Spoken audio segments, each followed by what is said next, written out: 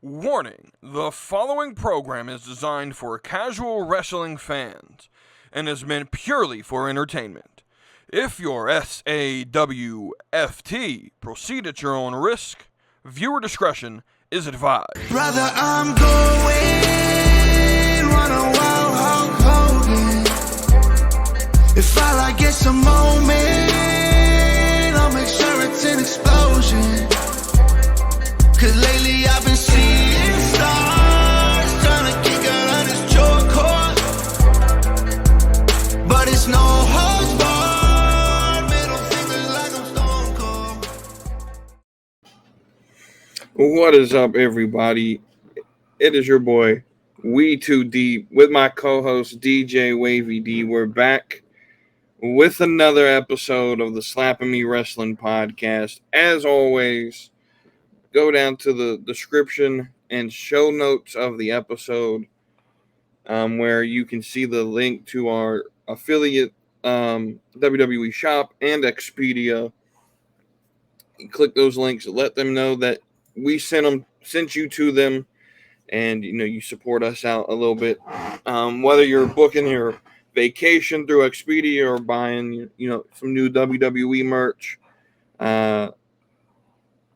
With that being said, maybe you want to buy yourself the new Women's United States Championship. It finally happened. This is going to be our Let's Get Cooking, sort of talking about this title. So it finally happened. We finally got a mid-card Women's Championship. Something, I've been asking for, Wavy over there, a little bit skeptical to it. But I remember Friday he put in there, your wishes finally came true, and it has. We finally get a Women's United States Champion. Not a lot of details on it. Is it dual branded? We don't really know. It sounds like the women don't really know much about it either. But with that being an official title now, who do you think should be the first Women's United States Champion? I'll let you start. I think there's only one right answer, honestly. I mean, you could throw other names in the hat, but the person who deserves this title because of their placement on the card and all of their hard work over this year, and the fact of their placement on the card, it won't feel like a downgrade. It'll be an actual achievement and not just like a token on the, or it won't be just like extra fluff on the resume. It'll actually be meaningful. I would say Chelsea Green. I mean, you could say other names like Charlotte or Rhea or Bianca or Becky, but I think those guys are too big for the title currently to where it'll just feel like fluff. And I know, being the first holder, you got to put on someone who can elevate the title, yada. But I think the best person for this job is Chelsea Green. Okay. I don't hate your answer. However, would not be my pick. I wouldn't be upset if she was the first.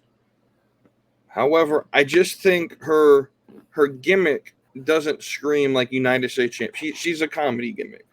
She's the Dolph Ziggler of the women's division. She's there to put people over.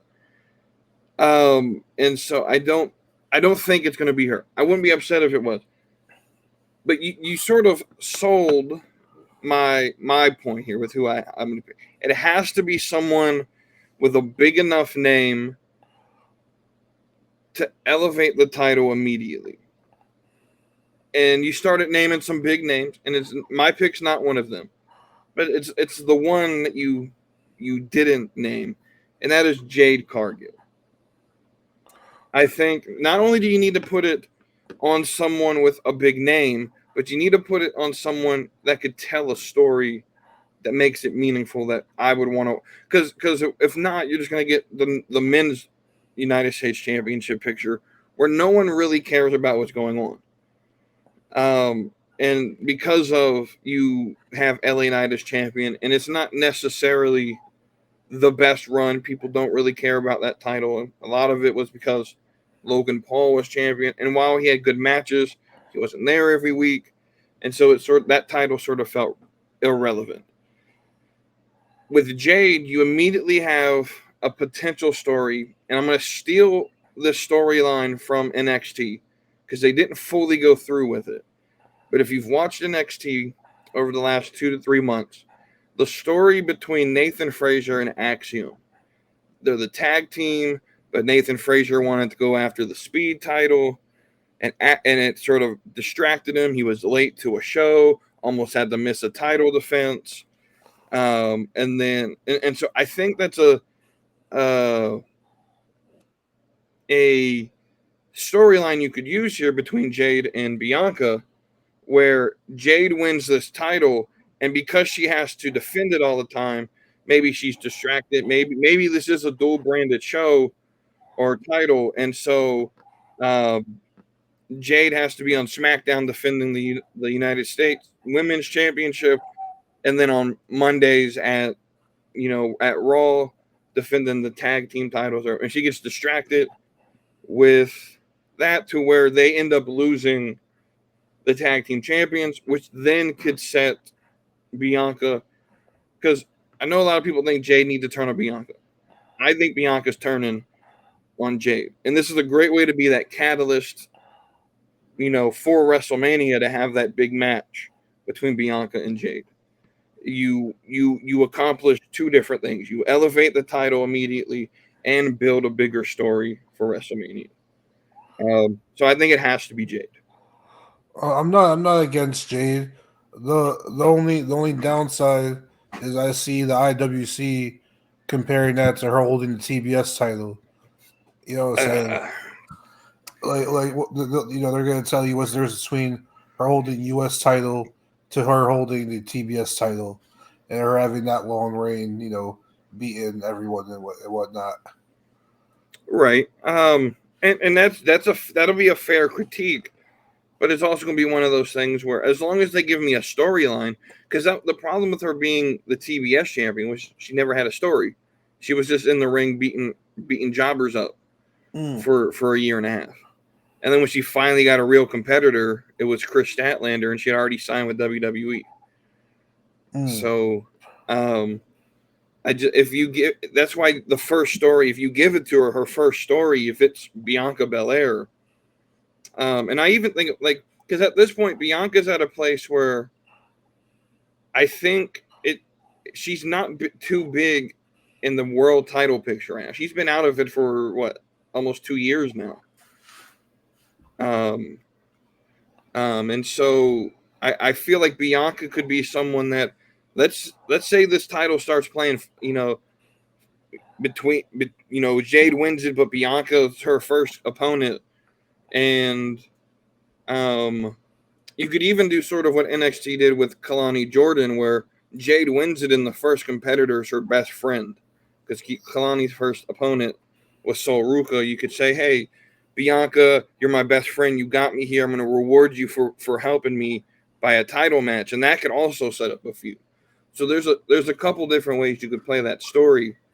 But I also think, and I think we could get some of these potential NXT people, like a Sol Ruka.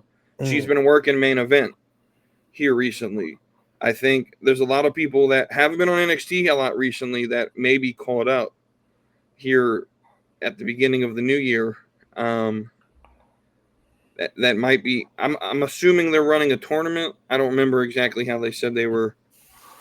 I'm assuming they're going to run a tournament, so maybe we get a Sol Ruka on the main roster, and this is how they debut her. That would be pretty cool. Maybe a Gigi Dolan, because they ain't got much for her on NXT. She ain't been seen in 6 months. So I looked up, who's the most likely winners for the United States Women's title. Kind of see what news articles start what names or whatever. So Bleacher Report threw out a list of 7 names. I want to run by you. This first one, I think you'd be fully on board. Ivy Nile. Say who better to hold the United States Championship than the sole woman of American Made. So I would be 100% on board with it. but I don't think it's a possibility because for whatever reason, American Made can never get a fucking win. Another name they threw on here, Piper Niven. Instead of her tag team partner Chelsea Green, Piper Niven, who in her own right is a great wrestler. So I think it might be a launching point for her to be right in the big scene. So I'm not a big fan of Piper, you know that, but I would like it if she won it more than Chelsea because I think she could win it and sort of, like you said, launch herself to where she could separate herself from Chelsea. Or even it could be like Chelsea turns on her because she's jealous or whatever. But yeah, so I'm not against Piper Niven. It just wouldn't be my first pick. How about Raquel Rodriguez or Raquel Gonzalez? What does she go by now? Rodriguez? I think it's Rodriguez now, yeah. Raquel Rodriguez. My only reason I would say no is because I don't want. I mean, if we look at the title situation in WWE right now, Judgment Day has the Women's World Championship, tag titles, the Raw Tag Championships, and they're sort of, Dom, I'm assuming, is going to be in play for the world title if Damian wins it again. And so for them to be like in possession of 3 championships of the few that's there, I feel like that's too much for that faction. I mean, they did it at one point, and Raw ran pretty smoothly. When Damian had the world title, they had the tag titles, and Rhea had the the women's title. Yeah, but even at that time, like Raw, I think the roster is a little different too because there's just no real like competition. We're at a point right now where if you're not in Judgment Day or if you're not in the Bloodline, you're not in the title picture, and I feel like it hurts the rosters that everything is centered around those 2 factions. I know you're not gonna like this next pick, but like Piper Niven, this is another person who has the tools to be back in the main event scene, but it's just that lack of crowd connection. I think they really need a mouthpiece. But Shayna Baszler. I'm not against it. We're going to talk about Shayna here when we do our Raw review. So I have some things I want to say about that whole faction. So I'll save my comments on that for later. Next name on the list was Mia Yim Meechin. So I'm confused with this one because the rumor was she got released. I mean, as far this article came out, yesterday or whatever. Okay, so I haven't seen anything official, and she never said anything, but I saw like she was released. It was one of them stupid like. I can't see Mia Yim being the first champion, but I can see her holding it within the year. Yeah, absolutely. Well, I mean, Mia Yim has been featured prominently on SmackDown over the last couple of months. I mean, and she's done a lot of good work on there and on NXT. I could see them rewarding her down the line with that title. Absolutely. We already touched on Chelsea Green. Naomi is another name who probably won't sniff a world title, but she could be a player in the mid card scene. I feel like similar to Chelsea, she's sort of like she's that Dolph Ziggler role where she's strong enough. She has a resume of I'm a world champion. I've gone to TNA and I won the Knockouts title. They just haven't given her that momentum. She had a lot of momentum coming in, out losing the TNA title, coming in sort of on top of the women's division, and then they just haven't really done anything with it. I feel like she has the skill level of a mid card title, like when she holds like the world title. Like I think the main thing for me is her finisher is weak. And her moveset, while it's like, it's babyface, it's not like a strong moveset. It's not like a powerful moveset. So it comes off very like, especially if her opponents don't sell it well, her moveset comes off weak.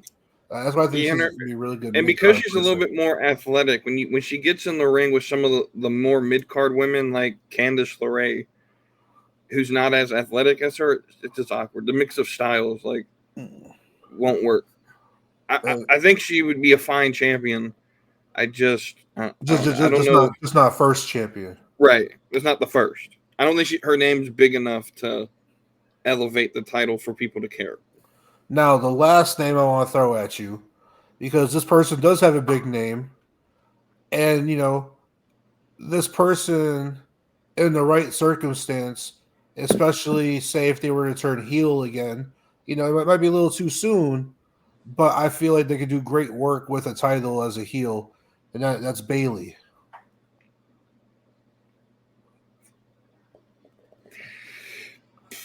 She has name recognition to bring some prestige to the title. Yep. I don't see her in the main title picture. Right. I'm not against it. I just don't know if she is. What she has going for her is Triple H loves her. Like, she's a Triple H girl through and through.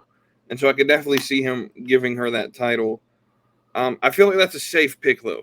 That's that pick where we don't trust anyone else, so we're just going to put it on Bayley. Similar to what Tony Khan does whenever he needs to vacate a world title, he just gives it to Jon Moxley, which is a good thing for Bayley. It means they trust her, but I just feel like it's a little safe. Yeah, I think Bayley is too old for the hugger gimmick now. Like, she's not like the young upstart, to do the hugger gimmick, and I don't like her. Like, I guess you call it role model. I don't know if that's really her gimmick, but I feel like when she turned back on EO. Right, or EO turned on her. Yeah. It hurt her because she's still she's like a tweener now. She's not the hugger, like super baby face, but she's also not the sort of like, I'm gonna yell at Michael Cole every week on commentary, like heel, and she's sort of in between, and she don't know what she's doing with her hair because she be doing different hairstyles every week, and I don't know what I feel like. Her age is definitely a factor. She's not the young upstart anymore. She's got 10 plus years in WWE under her belt now. So I think it's a safe pick. It would be a good pick to book. I think you have to make a big splash with this, and I don't know if she makes people care enough. I also don't know who her first story would be against, because we can't keep running these same stories over and over again. And then I guess last possibility is we have a few women waiting in the wing as far as returning from injuries and whatnot. Alexa Bliss is back in the workout facilities training. Carmella, I don't know if she ever wrestles again. I'd love to see her back, but I think if she comes back, it's in a valet role.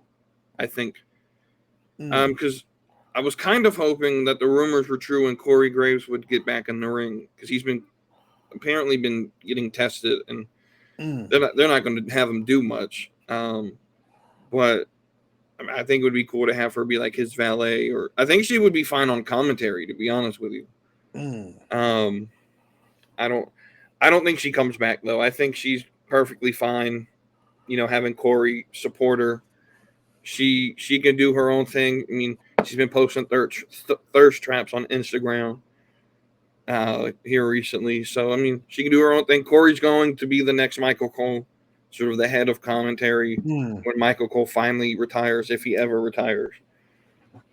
So, I don't know if we'll see Carmella. Alexa Bliss would be an interesting name. I think as long as she comes back completely separated from the Wyatt gimmick, it's going to be hard for fans, because the last time we've seen her, that's all she was. She was in the Wyatt gimmick. And so they got to do a very distinct job of separating her from that. If she's not a part of it, you got to let us know right away she's not a part of this. Well, no, I think when when Alexa went out with her pregnancy, she was face. She was doing matches with Asuka, or she was teaming with Asuka. Right? Yeah, but didn't she still carry the doll with her? I don't know. I think she was back to her Little Miss Bliss kind of outfit, but she was a face teaming with Asuka. the last I remember Alexa, I'm be honest with you. Last I remember of Alexa Bliss, she wasn't like she wasn't the Firefly Funhouse Alexa, but she was still carrying the little doll so they could sell merchandise. And when she comes back, she needs to be completely separated from that gimmick. If she's not a part of it, they got to tell us up front she's not a part of this. So that'd be a great way to bring her back. Though I feel like if she returns, it'll be in Rumble, at the Rumble, and she'll be in that match. But with that, let's transition into. We got one little thing with news here. Raw and SmackDown. Apparently, it's been decided that both will be 3-hour shows heading into 2025, which me and you are 100% on board on. Yes. These 2-hour shows are ass. Just ass. Yep. Straight ass. I feel like here recently, like noticing what a 2-hour show looks like under Triple H, we need a 3-hour show. Because he does too much crammed in, and we still have 3 hours worth of commercials. And so they're not gonna lose that. I'm happy for it. I don't think it's too much. I think if they do it right, you can spend an hour with the Bloodline story, the Judgment Day on Raw, or I have a feeling we're going to start doing cross-brand shit again. I don't want the fully cross-brand shows. I agree. We shouldn't. Which it would make sense for them to keep it separate if the other rumor that is true, and the video game is going to be SmackDown versus Raw. Like, we need distinct rosters for that game to make any sense. Which would be awesome, because those games were. Can we get the old game maker, because 2K won't ruin it? Oh, THQ. Yeah, THQ, Ukes, all of them. Because I need a decent soundtrack this year, because these soundtracks been ass here recently. I didn't buy this last 2K. I ended up buying NBA 2K instead this year for the first time in like 4 years. I'm having fun enough. Yeah, that's good. But yeah, so 3-hour long episodes. I don't think it's a big problem.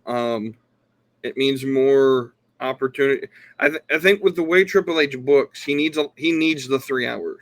Yeah. So he can organize everything he wants to do. His main problem was that, especially when they moved to 2 hours, he's still trying to tell, say, 7 stories. Right. But he can only fit 5 on, so then he'll tell those 5 stories for 2 weeks, and then he'll drop 2 of the lower stories and bring in the 6th and 7th story after like being paused or delayed for 2 weeks. Right. But that's why we didn't see, like, say, the not bloodline. We didn't see the stud line. Saying Pure Fusion Collective. We didn't see him for like 2-3 weeks, and their momentum got paused. Their story got paused, and then we didn't see American Made this week. I don't know. Yeah, they were on last week, but we didn't see American Made this week. The Howdies came back for like the first time in a couple weeks, and that was a shit show. And then on SmackDown this past Friday, correct? We didn't get LA Knight and the United States Championship angle. Mm-hmm. Raw's missing the dancing girls and Lyra and Natalia and Zelina's trying to fight to get time. Which are women who are going to fight for this future U.S. title or future IC title. You have to start building these women up. That way, we're not kind of scrounging for names, right? To see who could secure this U.S. women's title. We gotta start building up this lower card a little bit. Well, there's nothing wrong with having 5-10 minute matches. Not every match has to be a 15-20 minute banger. It's okay to have a routine 5-10 minute match just to get these wrestlers on screen and get people familiar with them. Yeah, I'm not. So I'm not completely against you. I agree, but I don't. What I don't want is for Triple H to start getting people recognition that we just start throwing matches on cards that don't lead to anything. Because my biggest thing is if there's no plot being built, and we'll build. I think we're going to build to this. If not, I'll just go ahead and talk about it. To me, when I watch a wrestling show, it's a TV show, and so your weekly show should build to sort of your season finale, which is the PLE. And so as we'll go ahead and transition into our Raw review, I felt like this episode of Raw, like quite literally nothing happened. A lot happened, but nothing of importance really happened with this episode. So before we break it down, my overall thoughts was, and this may be a little strict, but I wasn't joking when I gave it a 1 in the Discord yesterday. I just felt like nothing that happened booking wise made any sense, and nothing got progressed to a place where the 2 hours that I spent watching Raw was well worth the time. Like I felt like I just wasted 2 hours. So what are your more overall thoughts of the episode? And then we'll break it down. So my kind of overall thoughts on Triple H and his booking, especially of Raw, I mean SmackDown too overall when it comes to wrestling, is that like you have your Drew McIntyre and CM Punk feuds that are like blood feuds and a great storyline, and the promos are hitting and the story carries on week to week. Even like your Bloodline saga, that doesn't really involve a title or anything, storyline driven. But when it comes to your titles, I think okay, at the end of the day, the main motivation behind a lot of wrestling is I want to win world titles, I want to be top dog, I want championships, I want a resume, I want all these achievements. I feel like when it comes to the title pictures, it's okay to have, your title pictures be, hey, I want the championship. You know what I'm saying? So Yeah. like, say if Gunther is the champion, if him and Damien are running back, you could bring up some of your old feud, like your old talking points. But yeah, at the end of the day, these guys want to be top dog. And if it's like, hey, Gunther, you're in the way of me holding the championship, I want to beat you for the title, I want to be world champion. I feel like we don't have to put too much story behind the fact that I'm a top guy. I want the world title. I want everything that comes with the world title. The endorsements and the interviews and the movies. The ice cream bars. Kind of what CM Punk was saying. Back in the day, and like Rhea and Liv. Not everything, doesn't necessarily have to be a revenge tour, you know what I'm saying? Well, I mean, that storyline was good, but when it comes to like Liv's next challenger, we kind of went from Rhea back to Rhea. You know what I'm saying? We went from Rhea, and then she fought Crown Jewel randomly, well, not randomly, but side quest to Crown Jewel, and now she's kind of being brought back into this War Games, which is gonna dive back into Liv versus Rhea. And also sidetrack over to SmackDown when it comes to Mortal City Machine Guns, being the tag champions over there. You know what I'm saying? Their kind of drive and story is that, we've been a top tag team in every promotion we've been in until we've been trying to get to WWE for years. Right. Under the past regime, we weren't quite their people. But under Triple H, so he's gonna give us a chance and we can finally try and, make our name for ourselves in the biggest promotion in the world. So, them, being kind of thrown in and win the tag titles, now the Street Profits should have motivation to be like, hey, these guys just came in and took what we've been wanting for the past so and so months. Our motivation is we want to take these guys out and win the title. So I don't feel like storylines have to be so complex, for every story.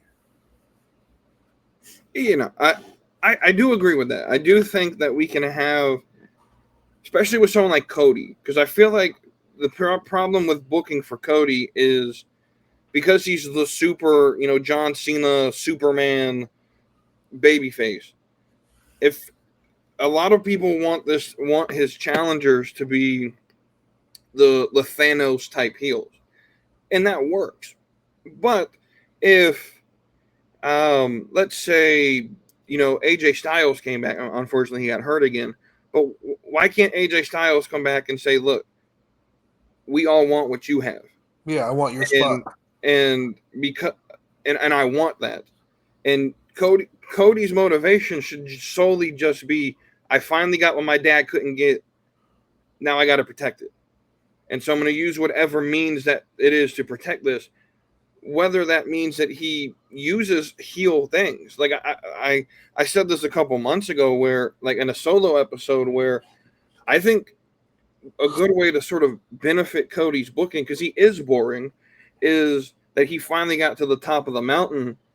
And when he got there, he realized that it's a lot harder to stay there than it is to get there. And he had a hell of a time getting there. And so now he has KO and Randy and AJ Styles and LA Knight and Logan Paul all trying to get what he got. And now he's becoming paranoid. He can't trust nobody. I think that would add a depth to his character, where he's not a heel, but he maybe has to cheat a little bit to maintain that title because he doesn't want to lose it. I think a lot of casual fans would say that that's too nuanced, and we don't want to nuance the show. If you watch any show on TV, all their characters have nuance. And if you're booking this thing correctly, it'll be good. I mean, we've seen sort of nuance in like Roman Reigns, even in the Bloodline when The Rock came back, and The Rock, there was nuance in that character with how The Rock was playing and everything. If you're booking this thing correctly, people will watch it and people will like it. So I do agree that we can have simple motivations, simple as I just want to be the top guy. The problem I have with Gunther is his entire gimmick is I don't care about the flash. I don't care about the movie star roles. I just want to be the best in the ring. And so we'll get to his segment here in a minute. The first thing I want to talk about is, I don't know about you, and I don't know about the listeners, but I'm tired of these pre-tape shows. And not necessarily that they pre-tape them. It's how they tape them now. I don't know if you caught on to this, but yesterday's show, and it actually got confirmed, I saw today, they started taping it at 7 p.m. Eastern time. And so a lot of what they showed live was actually pre-taped. And I only caught on to this because I was scrolling through X, and what we knew as the main event, which was Bianca and Jade versus Raquel and Liv, I saw someone tweet the result of it in picture form at like 9:15 before it even got on TV. Oh, wow. And so if we're going to do pre-tape next week's show after the current show ends live. What Triple H is doing, though, is he's starting at 7 and he's either taping all the way to 11 or he's ending it at 10 o'clock. And instead of doing the main events and all of that, like they typically do at Raw, like the last time I went to Raw started at 8. It was live, but before that, they did 2 speed matches and main event, and then did Raw. But instead of doing that now, or they either start with that, I don't know. I feel like they're doing too much. And so now I have to watch out for spoilers for 2 weeks and not just the one. And I'm not the person that complains about spoilers, because I understand that wrestling's fake and I watch it for the entertainment value of it itself. Like, I'm going to watch Raw next week. I know what happens already. I'm not excited about it. We're not going to talk about it until next week when everyone else knows about it. But I know there's a lot of people who don't like spoilers. I could give 2 fucks about it. I'm not anti-spoiler. But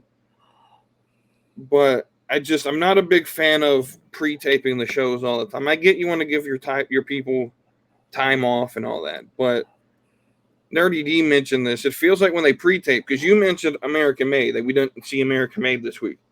Well, it's because they're on next week's episode, and for whatever reason, they don't want to put them on twice. I don't know. I guess twice in the same night, I guess. I don't know. Yeah, they don't want the crowd to see the same talent twice. in the same night, which I get it, but at the same time, like if they're in a story, people aren't going to necessarily care. The thing is, like, Thanksgiving is not for another 2 weeks. Like, Thanksgiving's not That until was the my point. Like, 28th. what are we pre-taping for? Yeah, it's not until the 28th. Because you're live the week. Raw is live the 25th. That's when they go back to being live again. So, like, what are we pre-taping for? Because I know next week's SmackDown is going to be a double tape because Thanksgiving. So the Thanksgiving Friday or Black Friday is going to be a pre-tape episode, which is fine. That makes sense. But we're pre-taping Raw 2 weeks before Thanksgiving for whatever reason. Like, no reason was given. I didn't see any, like, UK tour or any of that. I don't know.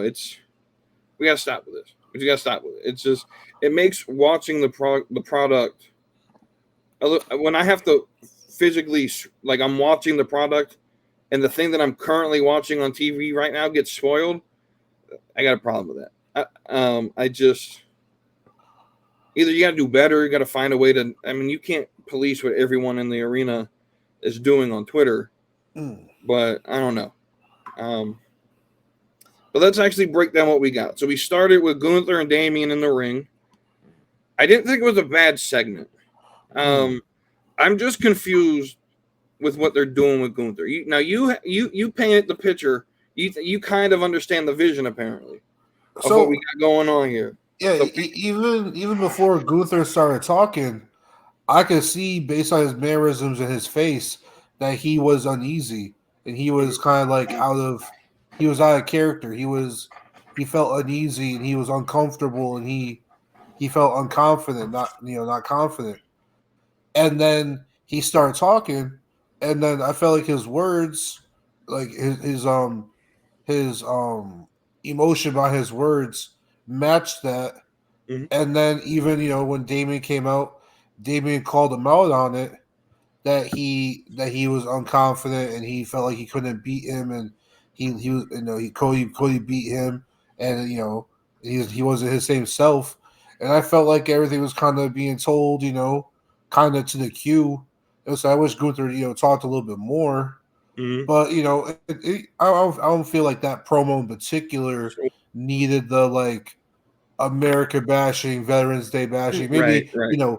His previous promo, sure, but this one I felt like he was telling the story that they were trying to tell, and Damian came out looking strong, and then the friction between him and Kaiser, because Kaiser was getting a little too big for his britches, and I think that's gonna it's like the early seeds for a split between them, but right. So I see where you're going. I do.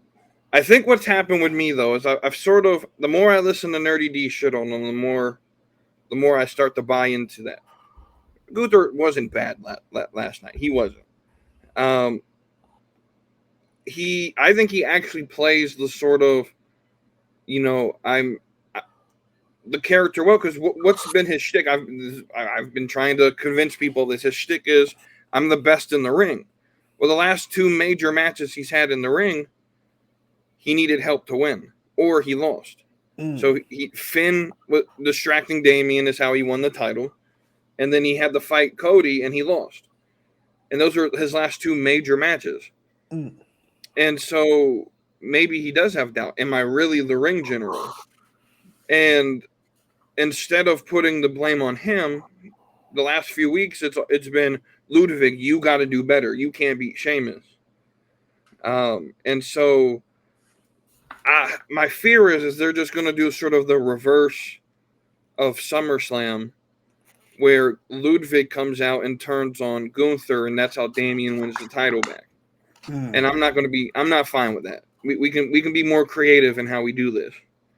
But I'm not anti the segment. I think, Ludwig came out, spoke while Gunther was trying to speak, and Gunther didn't like it. And so I didn't think it was awful. Going back and watching it and actually sort of, watching it objectively, it was one of the better segments that Gunther's had here recently. Initially, I thought it would be like the cool thing, it's Veterans Day, he could rip on the USA, but that's not his gimmick. He's not the anti-American heel.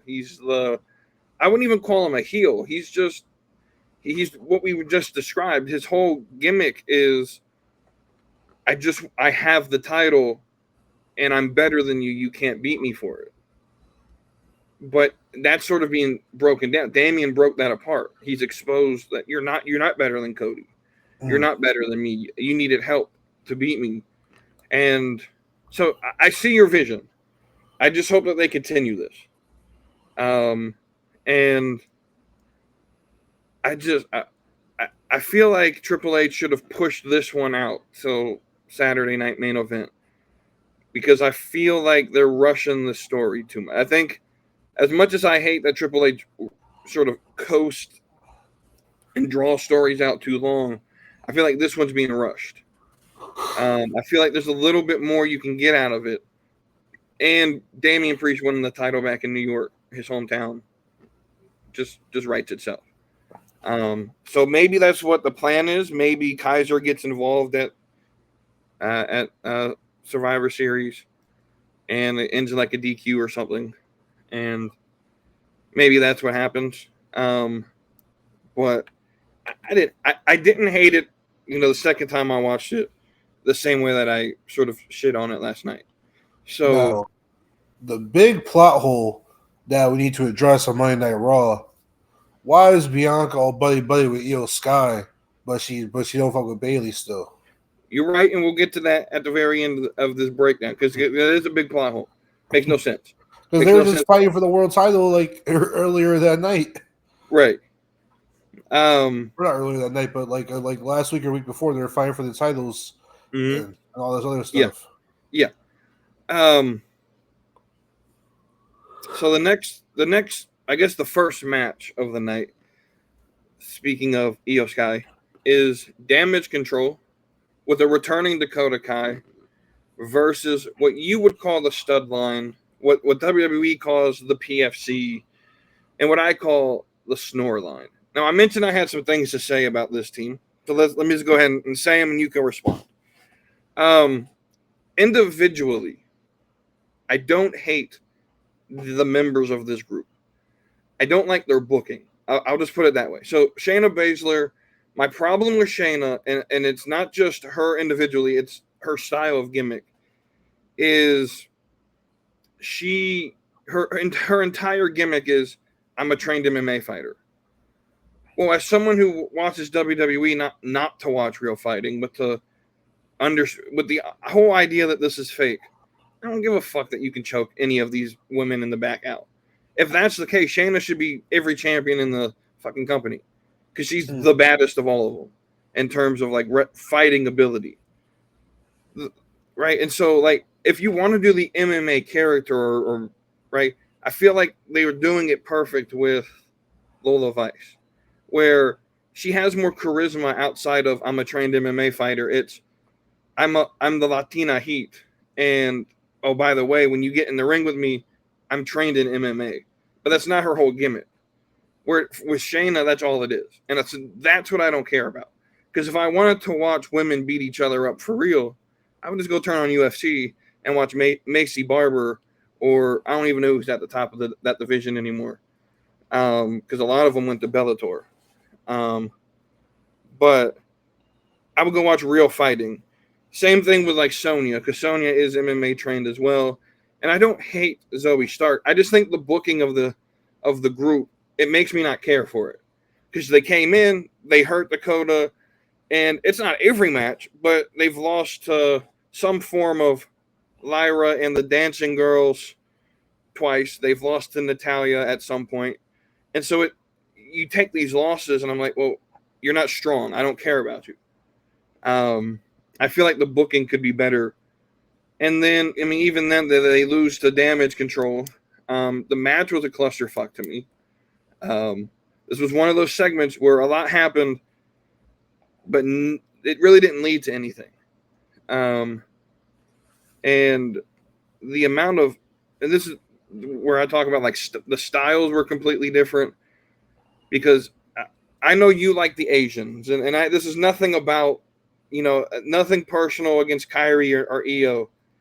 Their style just doesn't do it for Oh me. no, I don't like Kyrie's style. I like Io's wrestling. I don't like Right. Kyrie's wrestling. I just Kyrie especially, like she's the most, She's not the most, sloppy. because she's sloppy. She's not the most unathletic I've seen. Tegan Knox got fired, but like she can't run the ropes. It doesn't look realistic, and it just it throws me off. Even like Dakota Kai, yesterday, and I get it was her debut. She hasn't been in a ring in like 3 months, but she was not necessarily sloppy, but it just didn't look like she was going full speed. But yeah, Kyrie Sane, I can't watch her. Like I laugh every because she's like 120 wet, and she's like trying to beat up Shayna Baszler, who, if this was real, would fucking break her arm in 2 seconds. Like I don't know. I can't get behind it. What's your thoughts on it? So when it comes to Pure Fusion Collective, their first problem is their team name Mm-hmm. is bad. It's terrible. Also, I liked Shayna and Zoe when they were on their own. Yeah. I when Sonya first came in, I was like, I was glad to see Sonya back, but it was interesting when the idea of them being together.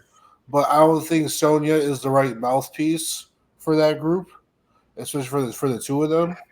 So Sonya did really good when she was the GM of like SmackDown or whatever, or Nick's assistant.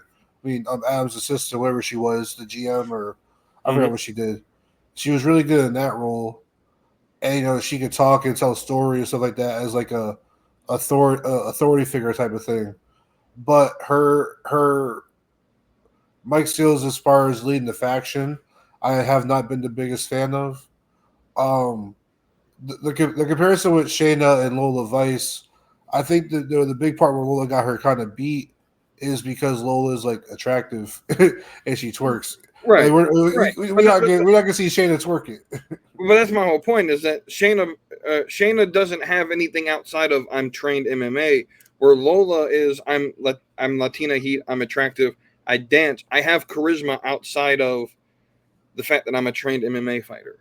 Well, that goes into kind of pretty privilege. Like if we saw Shayna trying to like do what Lola does, we look at her like she was crazy. I'm not saying she has to sit there and twerk and shit, but you can create a gimmick outside of I can actually fight. I mean, so when you're on the tougher looking side, you know what I'm saying? Kind of like not as feminine features and stuff like that. I feel like you kind of your options as far as charisma are kind of narrowed down a little bit, especially when you're on the woman's side of being like the Shayna Baszlers of the world, the ODBs, the Awesome Kongs. You know what I'm saying? You kind of get not pigeonholed, but you know what I'm saying? You kind of there's only certain things you kind of do. I think they dropped the ball with her when she broke up with Ronda. She had that really good promo where I was like, yo, Shayna fucking killed that promo against Ronda. And then she got booked stronger for like a week and a half, and they kind of dropped the ball with her. I think Shayna needs a change of maybe attire. I don't know what other gimmick she can do, though. Like, as far as just like a badass who can beat your ass. Like, I don't know what other gimmick you can kind of give Shayna. well, you got to sort of like, so I'll go to AEW and I'll praise them a little bit. I know that's out of what I typically do, but Marina Shafir is one of Shayna's friends. She's a trained MMA fighter. She's part of John Moxley's muscle.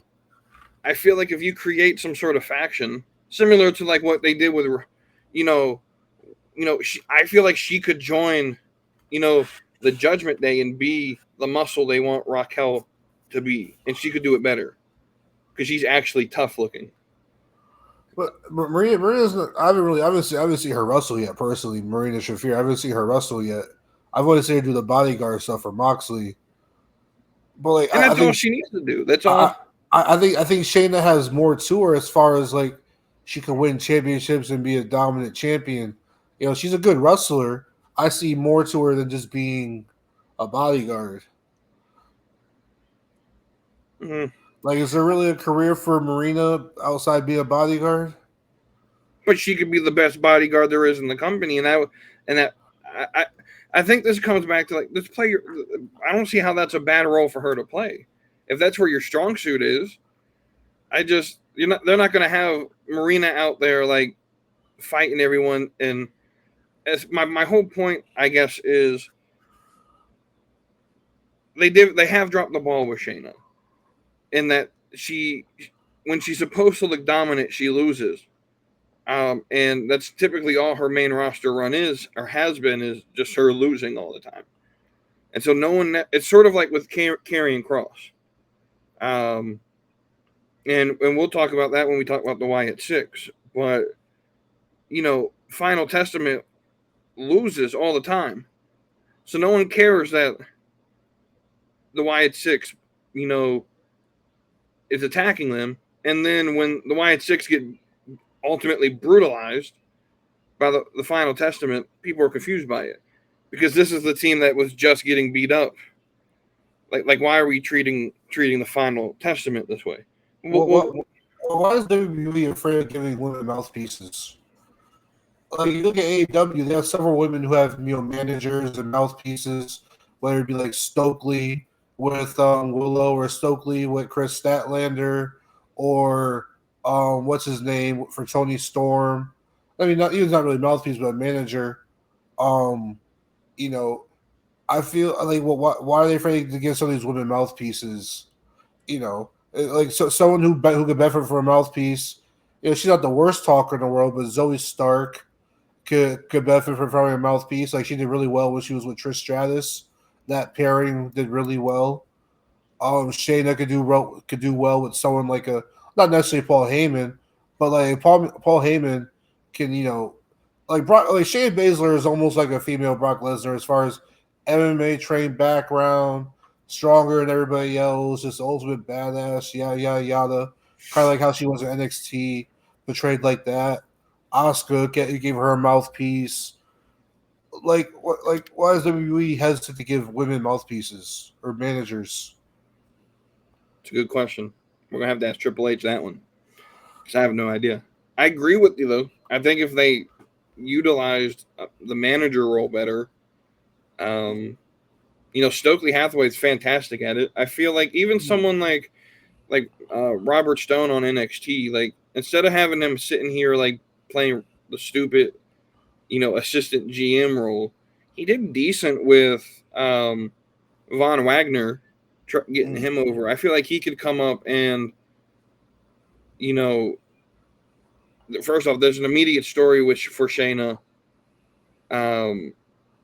because he used to be Chelsea's manager, so there's that connection there. But I feel like Robert Stone could come up and like build like a faction of women, and have like a dominant faction behind them or something. I agree with you. I do think there's some talent, like even someone like Lyra Valkyria is not the best promo out there, and she could use a mouthpiece. Like she got over because of Becky, but you took Becky away from her, and she's jobbing with the Katana and Kaden right now.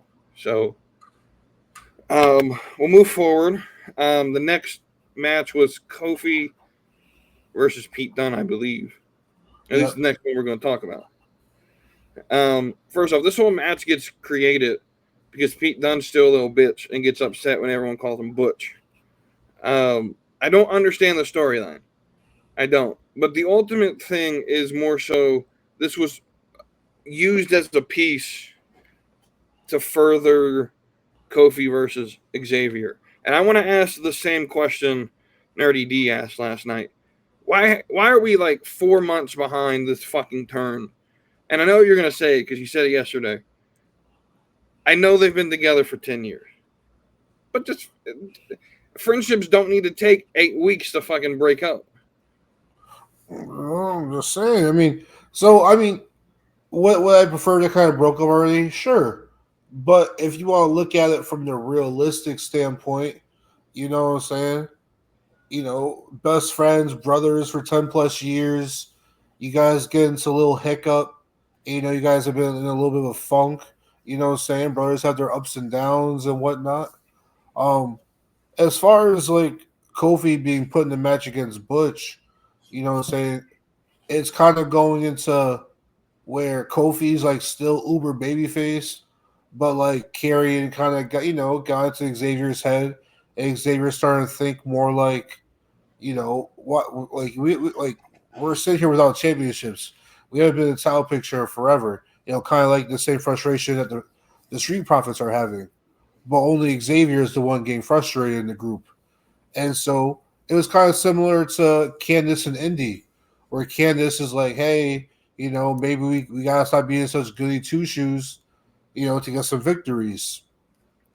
Kofi is not getting on board, and instead of being focused on getting in the back into the tag team picture, Kofi wants to fight R-Truth's battles to mind his business. And Xavier's trying to tell him like, hey, that's Truth's battle. It's not our battle. Let's keep pushing. Let's stay focused on these titles. And then Kofi is not listening to him. So I mean, Xavier has the good logic. It's just that he's taking too long to bounce. But at the end of the day, when it does happen, I'm saying the crowd's gonna care when they eventually come to blows. Um, I think they waited too long to pull the trigger. I think also maybe he's waiting for the right crowd or the right show to do it. Maybe he's waiting to get back into like I don't know Corpus Christi or back into a Philadelphia or a New York or I don't know like one of those good crowds to where he's like Triple H is guaranteed a good reaction. I don't know, but also neither of these guys are PLE guys right now. So it's not going to be that big PLE. You got to find the right Monday Night Raw to do it on. But, also with no Big E. So, I mean, also, I think what happened was they got thrown a wrench with the whole Odyssey Jones thing. That definitely threw a wrench But in the plans, and that kind of probably that's an, delayed a that's bigger an, fuse. it's easy though. That's easy to get around. You don't have to mention him by name, but you know, you could have Xavier walk in and be like, "Oh, where's the new guy at?" And oh, I told you he shouldn't have. And I told you you should have listened to me. And then you pull the trigger.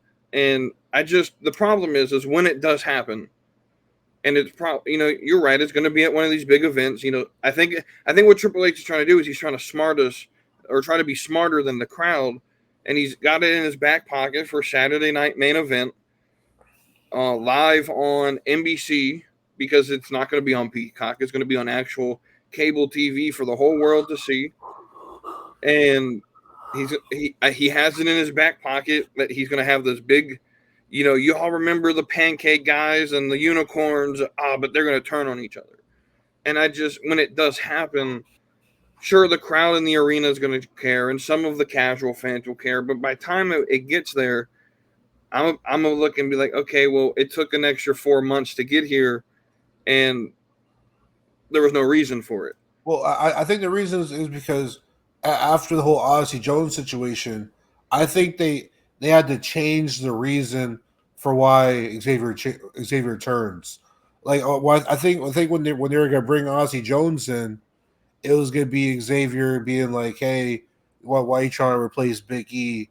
So you can't replace Big E, yada yada." And I think that would be kind of like the main focal point of why they were breaking up. For and then once the Ozzy Jones thing didn't work out for his legal reasons or whatever, I think they had to adjust the reason for why Xavier was going to break up with Kofi. Which I agree. I'm not saying you're wrong. You're going to do 4 months of a bonus story because some dude who was part of the faction for 2 weeks gets fired. I feel like they're dragging it out for no reason at all. I mean, Kofi and Xavier are also two of the people who got screwed over by the 2 hour switch. So we go on TV and they get no time because of the 2 hours. They're one of the stories that got pushed to the back burner for a week or two. Again, I agree with you, we'll move forward. The next big thing is Sheamus and Braun Breaker. The big thing being apparently they fought on speed. Not a single person actually cares about it though, and so now they're dragging that on to TV. And I'm in the minority with Nerdy D that if the story doesn't take place on Monday Night Raw or on SmackDown, or if the title, whoever the Speed Champion is, I think it's still Andrade. I don't know. It is. It's Andrade and Candice. I don't know because they're not allowed to have the fucking titles on TV. Therefore, to me, just like with Nerdy D, it's not canon. It's not a real thing. And so I don't understand why Braun Breaker and Sheamus are on speed in the first place.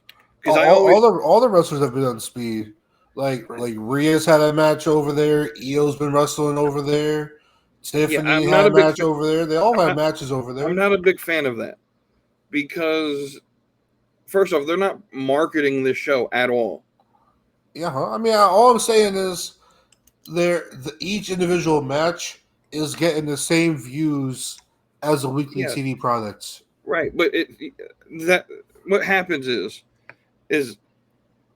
a view on YouTube or on X. I don't know exactly for X, but I know for YouTube that if I click on a video and I only watch 3 seconds of that video and then turn off of it, it counts as a view. So it may just be someone scrolling on their phone on X and they see the match and they sit there for 10 seconds and it plays and it gets counted as a view. And then they scroll away from it. I'm just saying each individual match has a viewership between 700,000 and 1.7 million. So it's getting the same views as weekly TV shows, if not a little bit more. So I feel like if it's getting similar viewership, like in my eyes, it's canon. It's one thing if these are getting 20K views, but they're getting 700, 800,000, a million and a half views. Right, but they're getting 1 million views on a platform that has 600 million people on it. So a sixth of the people, a sixth of the people who have the app are watching it. No, it's not a sixth. It's like what'd you say? 6 million? 600. It's getting 1 million views on an app that has 611 million people. Yes, but the wrestling fans there's only like 2 million wrestling fans in the world. Or sorry, in the US. That's not true. There's like 2 million wrestling fans But the problem is X is a global company. So it's not just the US watching it. It's Britain and Australia and Germany. And so you're getting, because if you did viewership of Raw globally, it's more than the 2 million people that watch it every week. It's probably closer to 5 or 6 million. So my whole point being is no one actually cares about it. And again, that's the sort of data I want to know. How are views calculated? What's the average view time of a match? So, for example, with our episodes, I think if I look at the data for, the last episode, we have 16 views for the last episode that I did. And the average watch time for most of our episodes are less than 5 minutes. Just being out front with everyone. And so what that means is someone clicks on our video, they watch 2 minutes of the show, which means they just watched the intro, and then they move on from it. I think that's what the same thing is happening with speed. My whole problem with it is speed should be a thing. I'm happy that it's getting numbers, but it should be a thing where your stars that aren't on normal TV, and if you're going to put people that are already in established stories on speed, then you have to let us know about it. And they did let you know. They told you about it on Raw. They showed you the fight. But the whole idea of speed was that we're going to do tournaments to determine the new speed champion. Why the fuck is Braun Breaker the IC champion going after a title that can't even be on the show? What's got to build his resume to stack up championships? The speed title is the least important title in the wrestling industry right now. No one cares about it. It's more important than It's the bro. FTW title. No, the FTW title is a lot more important than the speed title. I don't know about that one, To the Chief. point that even now, I mean, the FTW title doesn't even exist anymore. They retired it. It's more But important than the TNA TV Championship, a no, social media title. no, PCO running a great title run as a double champion right now. Who? And at least, They got Frankenstein holding the title. Like, what's that telling you? They got fucking Frankenstein holding bro, that. PCO's 80 years old. He can do whatever the fuck he wants. Yo, tell that man to like retire or die. Like that man got to do something. he should not be on TNA pay-per-views. I agree though. Let's move forward to this whole fifth member shit. First off, Wait! Don't spoil nothing. I ain't gonna spoil who the fifth member is. I just want to know why the fuck this has to be a storyline. Why couldn't we just keep it at 4? Honestly, I think they should have done is for the fifth member stuff, I think that the new Bloodline 2.0 led by Solo, I think they should have brought in Tala Tonga, and then I think that Roman, his Bloodline, should have brought in The Rock, and then in the War Games match, The Rock comes in last, and he turns on Roman and the boys and aligns himself with Solo. Mm-hmm. And then they beat down on Roman and them, and then they pin Roman and them inside War Games. I like that a lot better than what the fuck we're going to get, and we'll find out next week. We'll actually talk more about this next week when everything gets debuted. But I'm not upset as much with the men's one as I am with the women's one. But again, we'll talk about that next week. That women's one, because the women's one, I just feel I don't know, like so why are they teaming together? Right. So that's the next bullet point is why you just mentioned Damage Control and Bianca and Jay just fought for the titles. Because also, if I'm not mistaken, weren't Damage Control still kind of heels? I don't know what the fuck they are. Because like they turned on Bailey, they were on their own, and I'm pretty sure they were still heels as far as the two of them and Dakota Kai, 3 of them together. Right, but I don't know what they were because they went up against the heels in PFC, and I don't know. I don't know what their whole thing is with Damage Control, to be honest with you.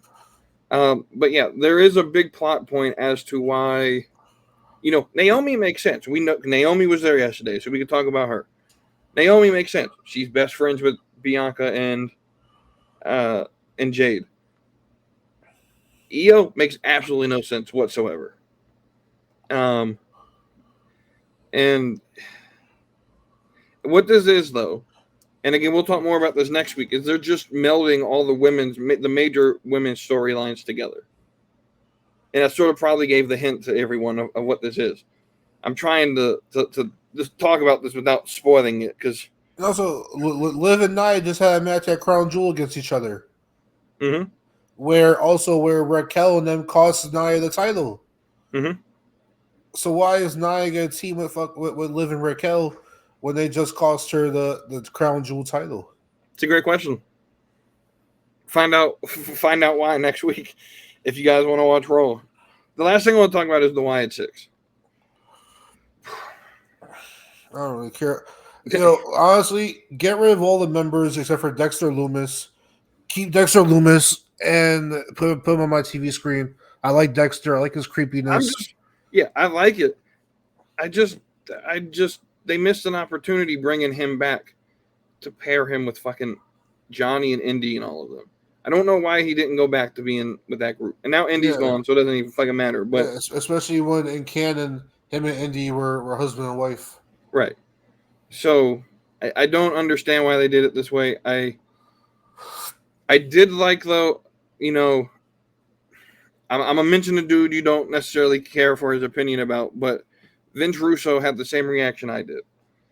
It makes no sense because Final Testament, 6 months ago was the team that if you needed to get over a tag team, you would beat up on Final Testament, and now all of a sudden they're beating the Wyatt Six.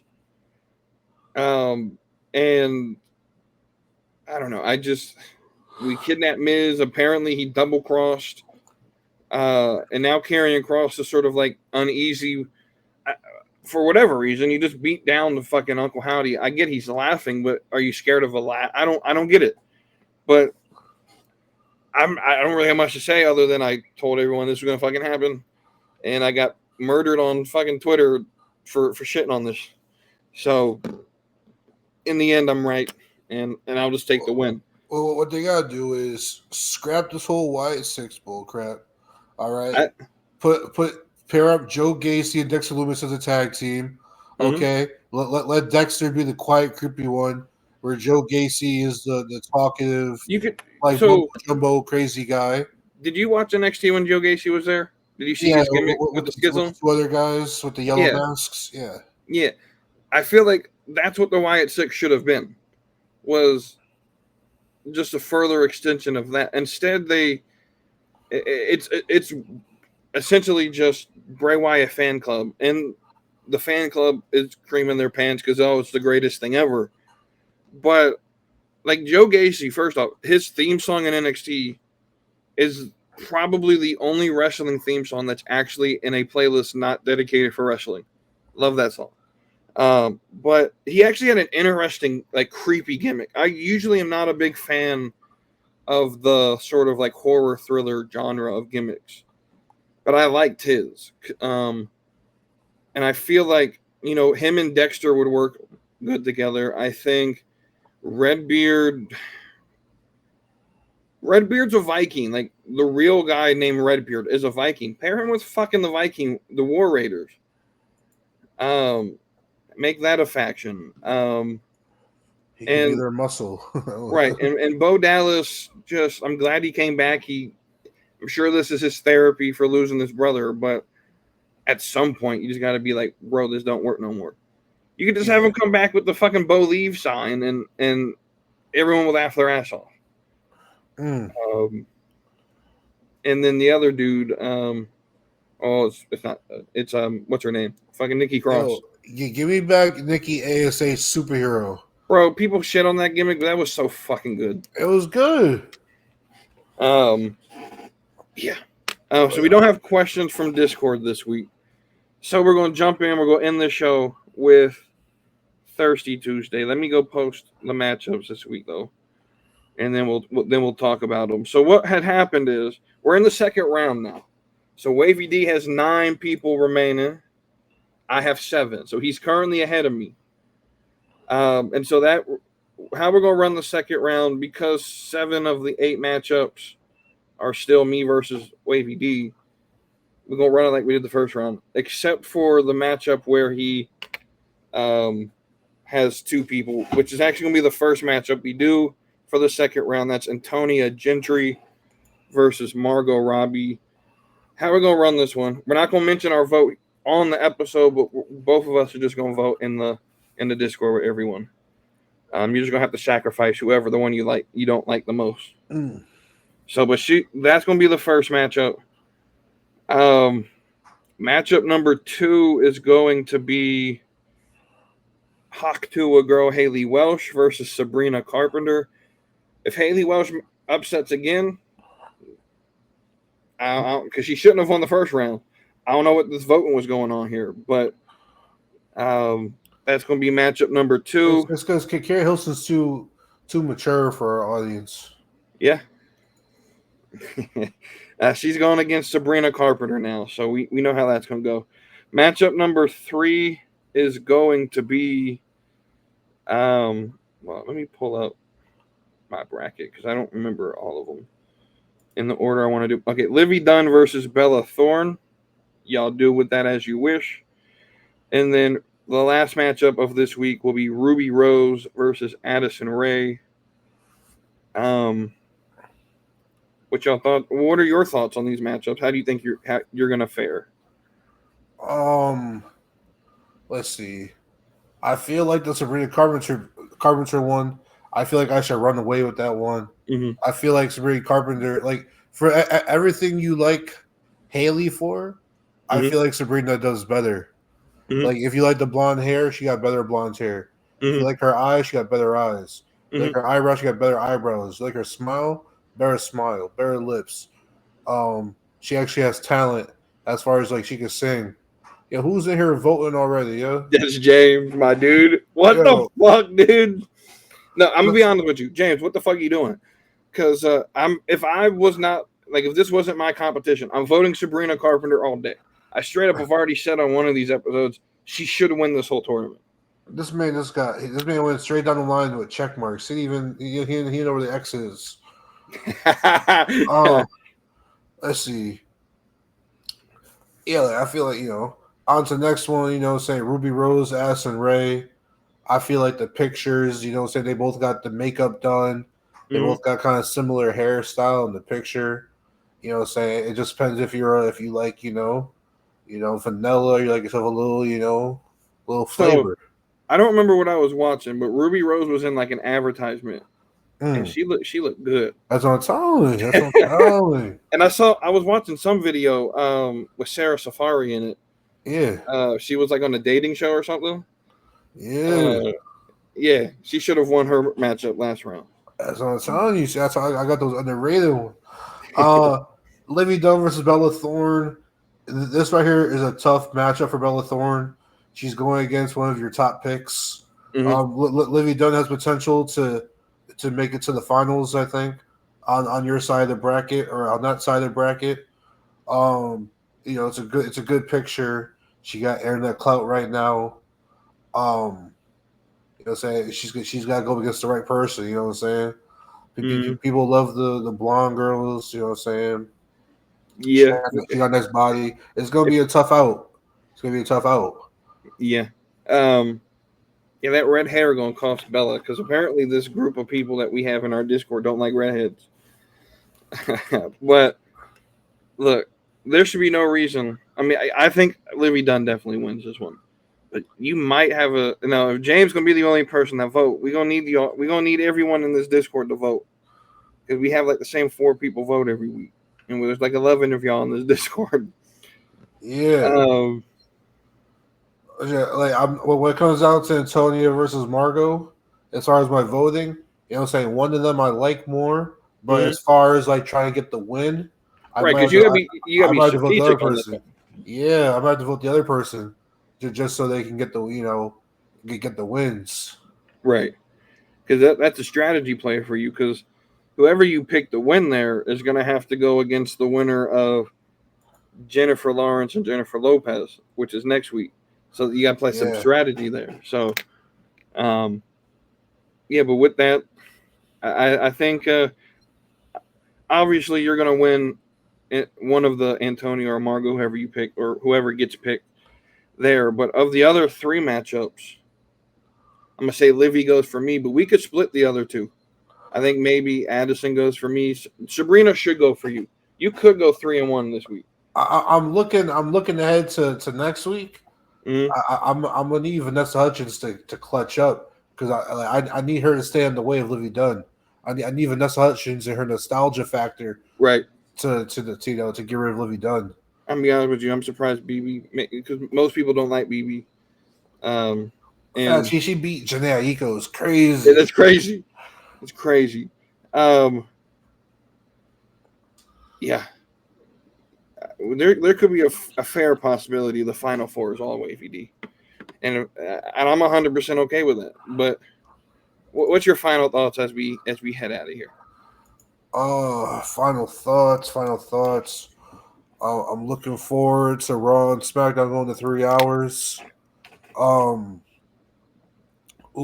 I think a good let's get cooking for next week is to we make a list of women of who we think is going to be in the Women's Royal Rumble match. Okay. You know what I'm saying? You write down 30 names. I'll write down 30 names. See who we have in common, who we don't have in common.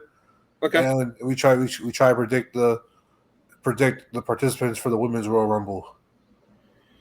Okay, you write that down. I like that one. We'll definitely do that. And then in the next couple of weeks, we gotta talk to the Junkyard Boys, talk to maybe Nerdy, talk around, and we gotta get a panel for end of the year awards. Yeah, that'd be interesting because I don't think Cody's ever actually seen Nerdy D, so I would like to have Nerdy D on. That'd be fun. Yes. But he needs to grow that beard out first, and then he can come back. No, I'm Yeah, playing. you need I'm a playing. beard. You need a beard to be in the junkyard. I'm playing. But yeah, speaking of the junkyard, I actually don't know if they're recording this week because Cody's a Washington Commanders fan. They're on Thursday. They play your Eagles on Thursday. Yeah, I know. And so I don't know if they'll be recording. James might record. Cody might not be there. But go check out their channel. Link is in the description as well. But outside of that, if you're in the Discord, go vote. Thirsty Tuesday needs some participation. Yeah. We need more votes than the presidential election got. Let's go. There was like 15 million less voters this year. And then if you're not in the Discord and you're listening to this, go join the Discord. It's where we talk wrestling. It's a little quiet right now just because no one's in there. So me and Wavy D will keep up some conversation with you if you need to. We could talk Thirsty Tuesday. We talk wrestling. There's a place for general chat. We talk about whatever. So that link's in the description as well.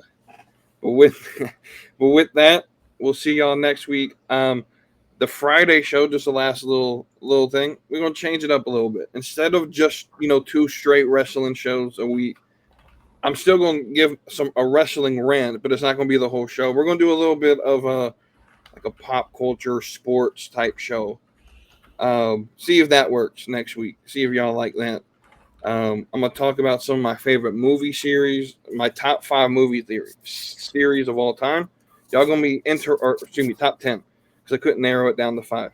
Y'all gonna hate my answers. I already know it, but to the top 10 movies of all time. Top 10 movie series, like trilogies. Or like franchises, basically. And then what else we got? We're going to talk about. We're going to make some NFL predictions. I'm going to start doing that each week. Of course, I won't do Thursday Night Football. I will go ahead and name it. Eagles are winning this Thursday. Yes, sir. And then, but I'll do Sunday's games every Friday from now on. May talk some NBA if things get as the season gets going. It's still early, but mostly football talk. College football playoffs are getting ready to start, so I'm going to start doing predictions there. But other than that, Friday is going to change up a little bit. We're going to try to expand this audience just from the small niche of wrestling fans on the internet and try to bring in the sports fans to the slap and meat world. If y'all tune into that. Until then, though, y'all have a great rest of your day, great rest of your week. I will see you Friday. Me and Wavy will be here again next Tuesday. And other than that, y'all have a great rest of your day. So hit that subscribe, come along for the ride. AEW, we're always on side. From fantasy booking to baddies that slay. Slap and meet wrestling every Tuesday.